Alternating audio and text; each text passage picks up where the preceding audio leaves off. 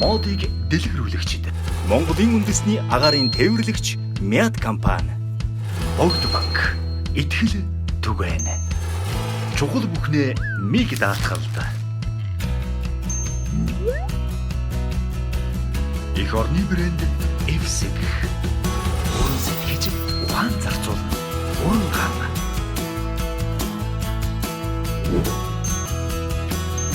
Артик брэнд.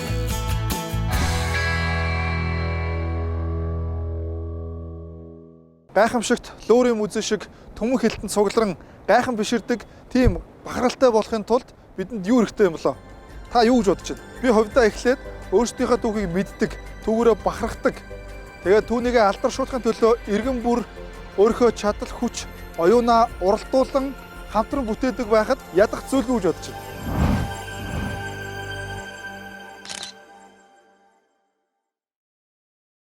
Бидний зочдсон улс орнуудаар олон нийтийг соён гэгэрүүлэх, танин мэдүүлэх зорилготой байгууллагуудын чанар, хүртээмж манайхнаар нэг нүдэ олсон гэж ярьдаг да.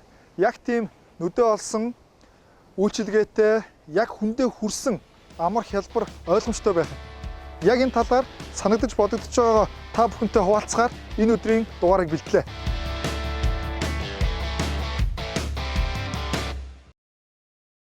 Тэртээ 100 жилийн өмнө олон ардыг сургам боловсруулж оюуныг судлуулах гэсэн тодорхойлт бүхий үүрэгтэйгээр хамгийн анхны музей Монгол улсад байгуулагдчихжээ. Тэгвэл энэ цагт музей гэж юу вэ? Музей бол ерөөсөө энэ улс орны түүх хөгжлийг харуулж байгаа нэг би тойлол гэж үзэж байгаа. Музей бол соёлын байгууллага, олон нийтийг гэгэрүүлэх, тухайн ард түмний өв түүх соёлыг хадгалж хамгаалах үеэс үед уламжлуулах ийм зорилготой шинэлэг ухаан, таны мэдгүй боловсролын байгууллага. Музей гэдэг миний хувьд юу гэхээр түүхэл юм байна. Би одоо өөрөө ингээд хүмүүсийн нэг ярихад би их түүхэл ярьдаг.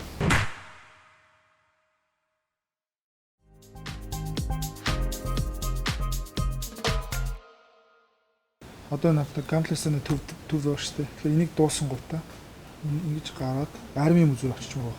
Тэгэх юм бол энэ чи арай хол юм л та. Өнөөдөр Нобелол үзсэн нэр. Тийм үү.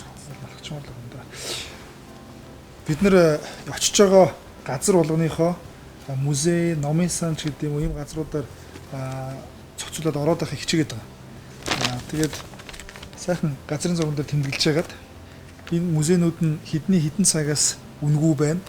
Тэгээд явж байгаа ажилдаа зохицох юм бол ороод яваад байгаа. Гэхдээ урьдчилж цаг авч улс төлөвлөөг болохоор яриа авах, зураг авах одоо авахд нэлээд хүндрэлтэй байгаа. Гэхдээ боломжиндоо тааруулаад хүмүүст сонирхолтой зүйлээс нь хүрэхийг зорж байгаа. Яг одоо Нобелийн музей үнгүүгээд бид нэр энэ хүнд одоо орох гээд хүлээгээ сууж байна.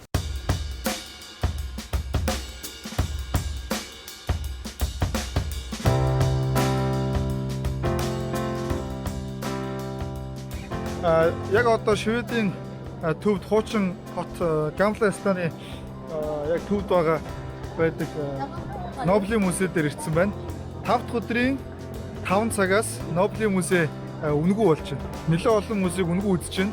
Харин музейн донд энэ олон музейн донд Нобелийн музей гэдэг чинь одоо яаж ч утсан мундаг үзмэртэй мундаг музей байсан. Тэгээд Нобелийн музей хүртэл 7 хоногт нэг удаа үнгүү байд юм байна. Зорхоо.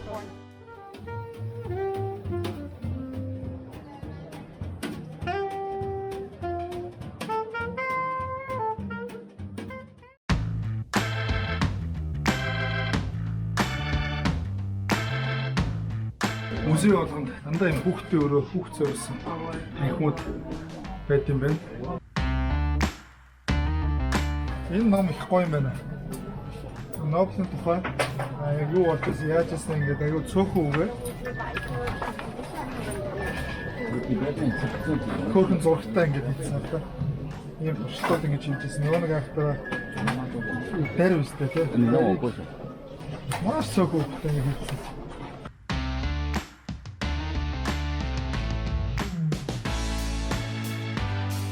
Хоног. Олимпиад 2-3-аар алтан медаль авдаг шиг 2-3-аар болоо та. Охаа. гоё юм аа. Үнэхээр гоё юм.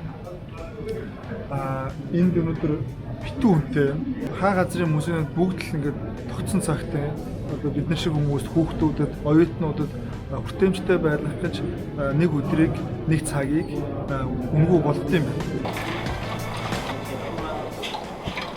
Манай зөндөө олон музей байдаг шүү дээ, тий. Бас дээрэс нь бид нар музей үзэх дурггүй биш. Айгуу дуртай шүү дээ. Хэдхэн саяхан шүү дээ. Нэг хэд хоногийн өмнө л музейн өдрүүд үлээ нэг өнгөө музей өнгөө болсон чинь хэдэн зуун метр очрол бидний хүүхд байхад нэг талханд очролдог шиг өстой пэг юм болсон шүү дээ. Тэгэж бид нар айгуу хүсэж байна. Музейн үйл ажиллагаа ийм болоод тэр жилдээ нэг удаа музейг бүх музейг өнгөө болгоод тэгээд бөөнөрөө очрлоод бөөнөрөө үдсэн чинь байхгүй гороолоо би нэгээд ихэлцээд ингээд явж исэн доо музейч нөр 100 ашигын байгууллага биш юм байна шүү дээ. Тийм болохоор одоо манад байгаа хэдэн музейгээ сайхан арчиж тогтоод дээрэс нь 7 хоногт ядаж нэг өдөр нэг цагийг өнгөө байлгадаг болчих юм бол хүртээмж тэр хэмжээгээр илүү болно. Төм төжинсэн бум бужигсан газар болж хүүхэд залуучууд жуулчид оюутнууд ингэж бөөнөрөө үздэг болоход юу нь болохгүй юм бэ чинь араа мухарцсан юм байхгүй шүү дээ. Ийм болоход нэгж төврөний хөрөнгө оруулалт хэрэг алга, нэгч одоо шинэ хууль хэрэг алга. Ерөөсөө л монголчууд бид нар бүгдөө л музей ийм байвал гоёо гэд хүсээд хүлээгтэл болох нь байна.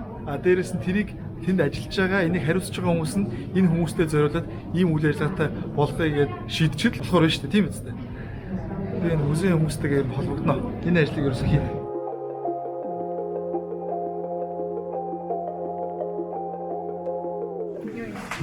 Алдартай шингэн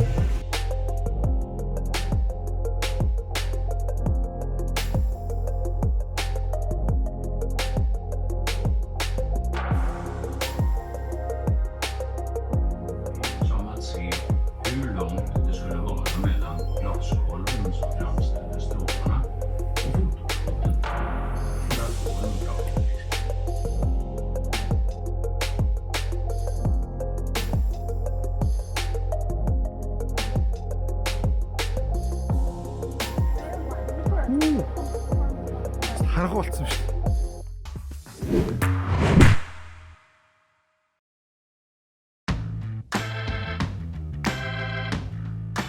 Хаана ирсэн вэ? Энэ Стокгольмын хамгийн том номын сан. Одоо манайхаар бол төв номын сан юм уу та?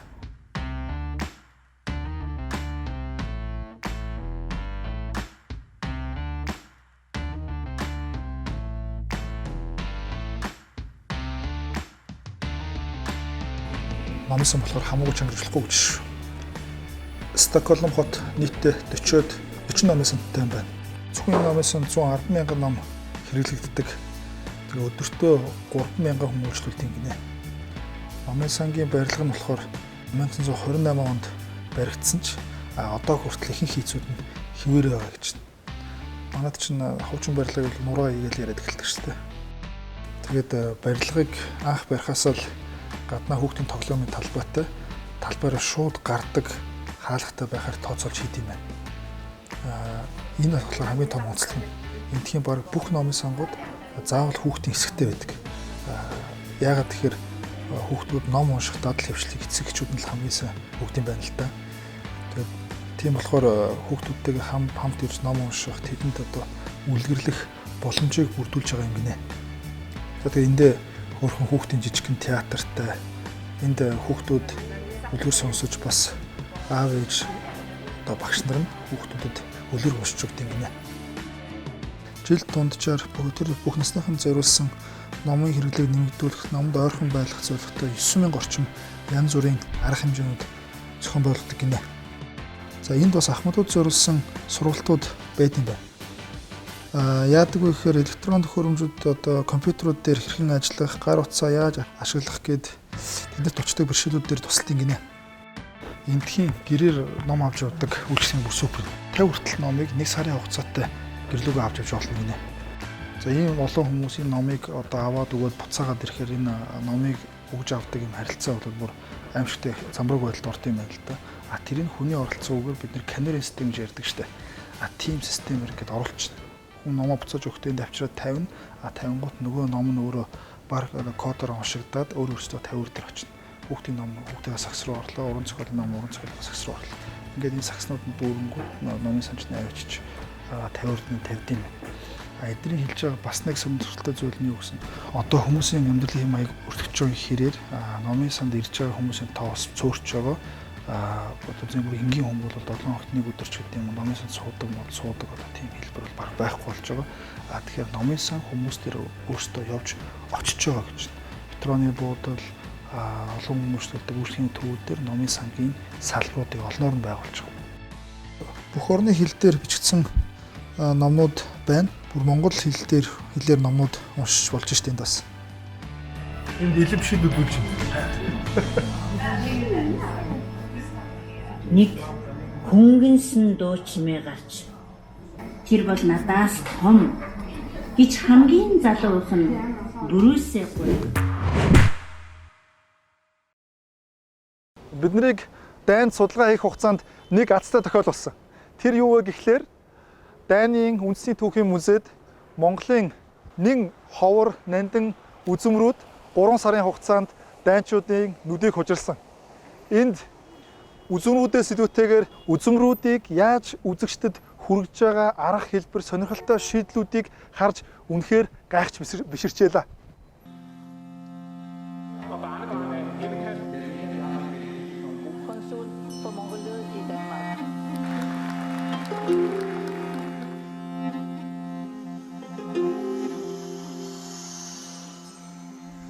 Дайны үндэсний түүхийн музейд хэр талын Чингис Монголын нүүдэлчд сэдвтэ агуулгатай үзэглэн 3 сарын хугацаанд гарч байна. Тэгээд энд үзмрийн өв сан бол мэдээж адилхан. Тэгтээ энд хамгийн гайхагдж байгаа юм юу гэхээр жижигхэн техникийн дэвшил жижигхэн зүйлийг ашиглаад маш сонин өрмөц үзмрүүдийг шийдлүүдийг энд харуулж байна. Жишээлбэл нэг хідэн лед илгэц хөшиг за нэг спикер ашиглаад жижигхэн коридорыг Транссибирийн галт тэрэг болгож хувиргаад тэр нь болохоор 800 жилийн өмнөх одоо нүүдэлчин дайчдын хээр талаар аялж байгаа тий. Тэгээд дээрэс нь Монголын одоо хөдөө хээр тал говьор аялж байгаа юм шиг ийм одоо зураглалыг харуулж байна. Дээрэс нь энэ үзмрүүдийг 1900-аад оны ихээр Кеннен Хаасанд Кристенсен гэдэг одоо аялагч Монголын одоо хязгаар дутгаар аялж байхдаа энэ бүхнийг цуглуулсан байх. Хэдийгээр Монголын одоо үнэтэй олдгууд үзмрүүд энд байгаа нь харамсалтай хэдий боловч маш олон дайнчуудын гадны хүмүүсийн нүдийг хужирлж Монголын талаар сурталчилж байгааг харахад бол бахархууштай санагдчихна. Энэ үзэглэнгээс нүүдэлчин ард түмний өдөр тутмын эд зүйлсээс эхлээд зан заншил, соёлын үнэт зүйлс, бүр 100 жилийн түүхтэй өндөр зэрэглэлд хамаарагдах угсаатны зүүн судалгааны ажил, баримт бичгүүд Монголын нүүдэлчдийн соёлыг шинжлэн судалсан цуглуулгыг үзэж болно. Нийтдээ 3500 ширхэг эд зүйлсийг цуглуулсан аялагч Кеннен Хаасанд нэгэн загталтаа монголчуудын бүхэл зүйл өрмөц үлгэр домгийн мэт гэж бичсэн байсан. Түүний цуглуулга манай музейн хувьд 20 дугаар зууны өргөмжлөгдсөн эрдэнэсүүдийн нэг гэж бид үздэг л дээ.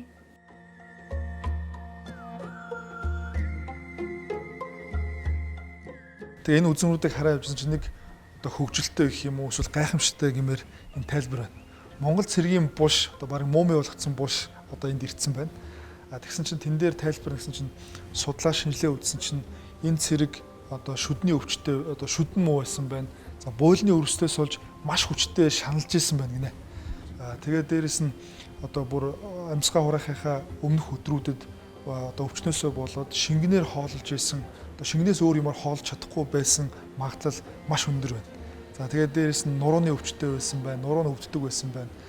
Насаараа морь унсанаас болоод ташааны хондлоо яс илэгдсэн байна гэж хүртэл энэ дээр бичсэн байна. Судалгаа, шинжилгээ гэж ийм л байх хэрэгтэй юм болоо та тий.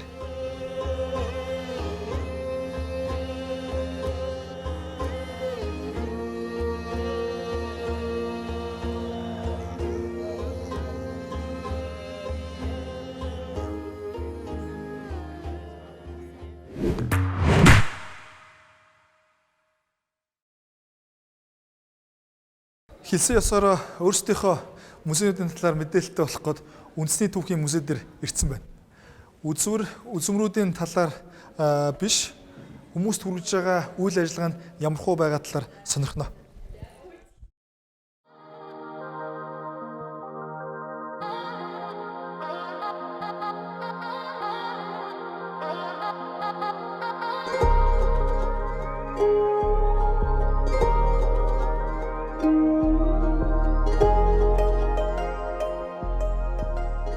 Музей бол үзэгчид нээлттэй мэдээллийн их сурвалжийг одоо эрхтгш одоо хүний хөгжлийнхэн байдлаар ялгаруулахгүйгээр нээлттэй үзүүлэн ч гэдэг юм уу тийм ээ. За боловсролын үйл ажиллагаа явуулах хэрэгтэй. Сургууль болон ихтэй сургуулиудын оюутнуудад зориулсан боловсролын үйл ажиллагааг өргөн дэлгүүрээр явуулах хэрэгтэй. Музей сүвнэрийн дэлгүүртэй байх хэрэгтэй. Музейн одоо цуглуулга тулгуурласан бэлэг дурсгалын бүтээгдэхүүнийг хийх хэрэгтэй гэдэг ингээд нарийн хэм хэмжээсүүдийг бол зааж өгсөн ийм стандарт бол байж байгаа.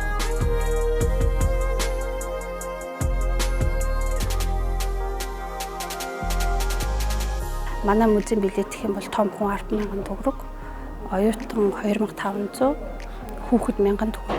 Тэгээ гэр бүлийн ингээд нэг билет байдаг. 0-оос 5 буюу цэцэрлэгийнхээ үнэгүй үзнэ гэсэн үг. Ахмад настангууд үнэгүй, 55-аас дээш насныхаа үнэгүй, дээрэс нь хөгжлийн бэрхшээлтэй хүмүүс музейг үнэгүй үзэх хэрэгтэй байдаг.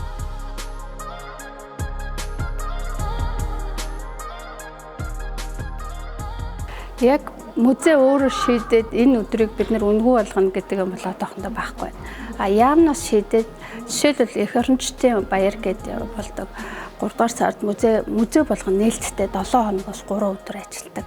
Үнэгүй гэсэн үг. Одоо энэ өдрүүдэд манай музей хамгийн дээдлийн хүний тоо бол 80,000 хүн бүрсэн. 7 хоногийн дотор шүү дээ. Одоо тэр 80,000 хүн үзэхэд яасан гэхээр ингээл музейд баг ингээд техник үе нөгөө зах дээр хүмүүс ингээл чихэлдэл явдаг шүү дээ. Яг тэр шиг юм байна. Тэгээд ингээл ерөөсөө нүдэрээ нэг ингээл тойруулж хараад тэрэнд байгаа тайлбар ямар утгатай юмыг яагаад тавьцсныг баг л яахгүй. Тэгвэл тэр ажлын дараагаар бас нэг биднэрт ажиглагдсан эерэг тал гэж үзэх юм бол хүмүүс музейд орж ирээд үзчихлээ тийм ээ. Үзчихлээ. Ийм юм байд юм байна гэдээ лавшруулад одоо яг өөрөө сонирхоод бас ингээд өөрийнхөө таашаалаар амрах гад ч юм уу чөлөө цаг өнгөрүүлэх гээд ирсэн ийм давуу тал бол байгаа.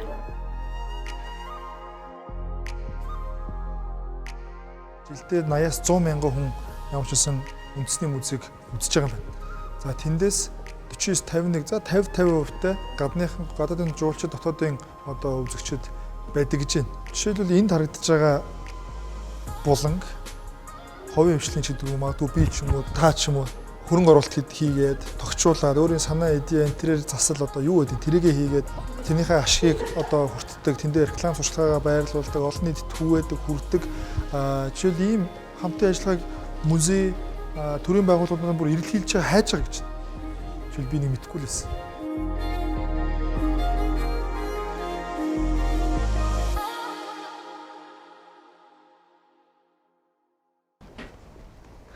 За одоо харин ярам гэлээ.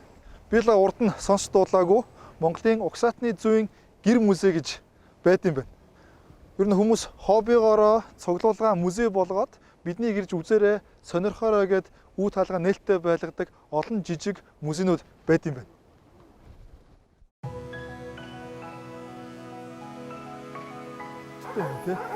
Нилийн олж байгаа хата энэ хүчтийг харахад бол Монголын угсаатны зүйн гэр музей гэдэг газар ирсэн байна. Гаднаасаа бол зүгээр л нэг айлд одоо өстой гэр музей юм байна да. Манууд нэг гэр дотор л жижиг үзүр хэдэн хэдүүлгийн зүйл цуглуулсан байх гэхэд ороод ирсэн чинь энэ дотор 2 байшин, 3 байшин давнаа. Тэгээд нэг гэртээ маш олон хэдүүлгийн зүйл цуглуулсан. Тэгээд судалгаа шинжилгээ хийцэн. Тэгээ музейн стандарт шаардлагад нийцүүлээд бүгдийг баркодлоод судалгаа шинжилгээ нэрээр нь тавиад бүр баркодыг уншуулад хүртэл ингээд тайлбараа видеот нь авдаг хэмжээнд хүртэл бэлдэж байгаа ийм мундаг газар байна. Энэ судалгаа шинжилгээ хийдэг зуны цагт бол яг энэ ажил өрнөдөг судалгаа шинжилгээний өрөө юм байна. Зүгээр морины зүчэн дээр байдаг гоё л гинэ. Энэ Дэнлүүний суур гэсэн чинь бас нүүдэлчин ард түмчин гэдэг бүх юмыг өвтөг зөөж энд тэнд байрлуулахад зориулсан тий. Энд Монголын Хусаатны зүйтэй холбоотой одоо эдлэл хэрэглээс гадна авдраар одоо дагнсан тий 300 гаруй авдрын одоо Монголын түүхийг илтгэх үйс юм цуглуулга байгаа юм байна. За энэ юм босоо авдар юм шиг байгаа өртлөө тухайн үед одоо зөвхөн малгай хийдэг байсан шүүгээ гинэ. Босоо тэр ямар малгай гэдэг лээ? Монгол малгай чинь. Өндөр нэг жинстэй, ноктор жинстэй малгай гэдэг.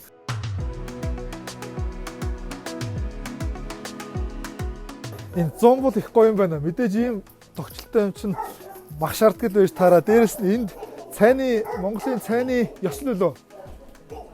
Монголын цайны монголчуудын эртний одоо цайны зан үйл гэдэг бас юм үйл ажиллагаа явагддаг юм байна.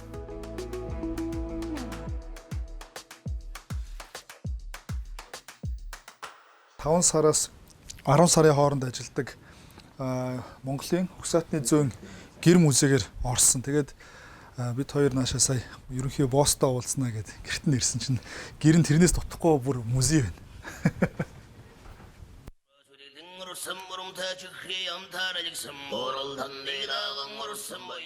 Одоо дэлхийн энэ музейнуудын нэг одоо чиглэл хандлагууд үзэгчдийг хүлээх юм биш. Үзэгчид музей одоо гадагш гарч хүрэх 10 жилийн өмнөөс эхлээл одоо шөнийн музей гэдэг энэ яг хүмүүсийг татах зорилгоор баярын өдөр, амралтын өдөр, орон цагаар хүмүүс шинэ чөлөөтэй байх үед музейнуудыг шөнийн цагаар ажилуулах, өндөр дүргөө ажилуулах. Тэрнээс гадна гадагшаа одоо үзмрүүд аваачиж, тийм ээ. Нүүдлийн одоо тийм үйлчлэн байгуул. Бид нар бол энэ 4 сард бол анх удаа энэ 45 дугаар сургууль дээр нүүдлийн гэр музей бол одоо хүүхдүүдэд 5 дугаар ангийнханд 5 бүлэг танилцуулсан. Хүүхдүүд маш их сонирхож байсан дэр. Тэгээ монголчууд хуур хийхдээ бас сүүл рүүгээ их гоё ингээ урлагийн бүтээл маягтай хийжсэн. Энэ дээр бол ингээ шийдвэр орсон байна. Хоёрдугаар нь арьсан цартай. Арьсан цар бол ер нь монголчууд бол дээр хийжсэн. Энэ юу авиа гарахтай их тод байдаг. Тэгээ энэ арьсан цар дээр бас ингээд буг могс хийлээд энэ чинь урлагийн бүтээл очиж байгаа хөө. Эхний шийдвэр ерөөсө сурчлага.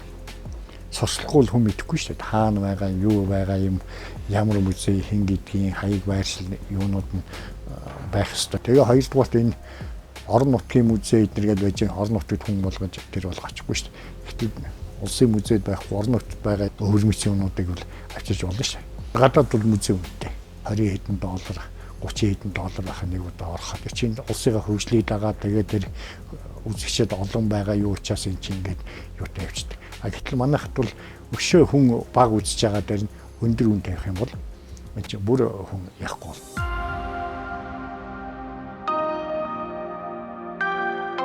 Хангай захын тийш чинь авдрын том юу цэглэн байгаа шүү дээ. Чинь одоо энд бол бүр миний бодлоор хэдэн 10 ч авдар байгаа юм дэ. Том жижиг янз янзын авдар. Энэ болохоор юуны авдар гинэ? Отчин. Отч маран би одоо эмийн жормор хадгалдаг л авдар юм шиг байна. Хөө. Гол сан руу орсон шүү. Эрдэнэсийн сан руу орсон шүү. Энэ зооснууд байна те. Дэлхийн зооснууд байна гэж.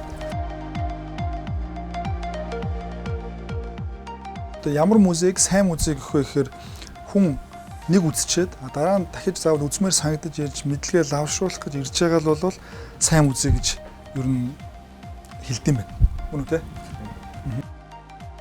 Айлаас ирэхээр авдраа авах гэчээр маш олон чухал цуглуулгууд, маш олон одоо энэ соёлын өвүүд энд байна. Энийг бид нэр арай жоохон илүү зохион байгуулалтанд оруулаад энийг бид нэр үзмэр болгоод олондоо сурталчлаад тодорхой магадгүй маршрут гаргаад ингээд явах юм бол хийх ажил маш их байна. Энийг сайн бодмоор байна, ярилцж байгаад үнэхээр энийг хиймээр.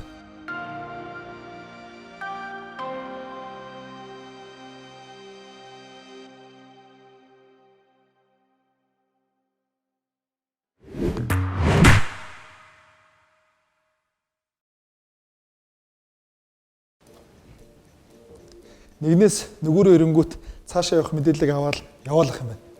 Эндээс нэг санаа төрлөө. музейн пас. За ор сонирхъя.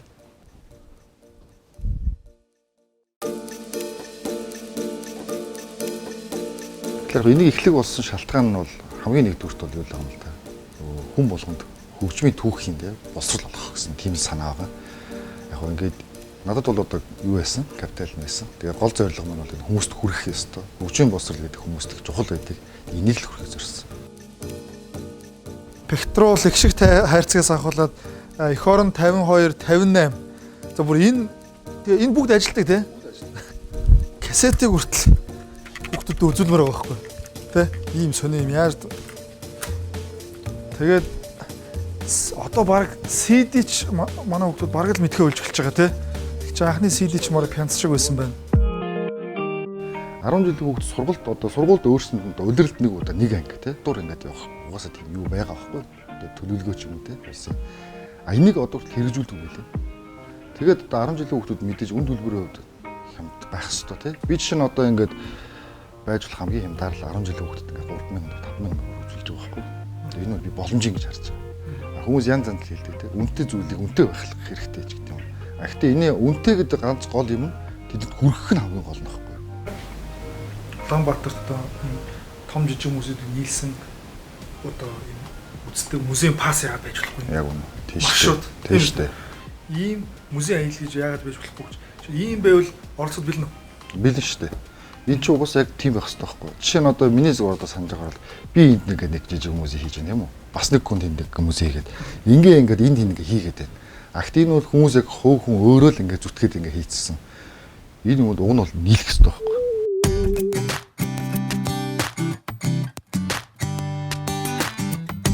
Ингээд яваад исэн чинь биднэрт үзэх юм маш их байна. Маш олон сэтгэлээ шингээгээд хөдөлмөрөө хүс хүчээ шингээсэн цуглуулгууд одоо түүх шингээсэн маш олон үзмөрүүд хаасайгүй байна. Тэгэхээр энийг үздэг соёлыг хэв маягийг л мод болгомоор байна.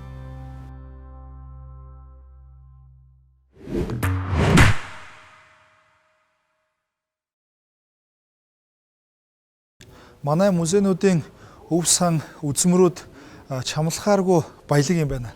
Харин бид түүнийг тийм сайн мэддэггүй юм шиг. Харин түүхийг номноос уншаад судлахаас илүүтэйгээр яг энэ орчин нөхцөлтэй он тоололтой тухайн цаг үеийн ахуй соёлтой одоо үзүүлж байгаа энэ газруудаа илүү сайн хөгжүүлэх ёстой юм шиг санагдаж байна. Монгол хүн бүр сурч боловсрох, танин мэдэх эрхтэй гэдэг үстэй. Тэгвэл бүгдөө 7 хоногт нэг өдөр нэг цагт музейнүүд үн төлбөргүй байлгая гэж хүсэйдэх үү. Facebook-ийн мод гэсэн хуудсыг дагаарай. Бас дээрэс нь яг одоо явж байгаа лайвын доор би музей үзэх дуртай гэдэг комментиг бичээд дагаарай. Түмэнд түгээж цааш нь яг энэ бичлэгийг шеэрлээрэй.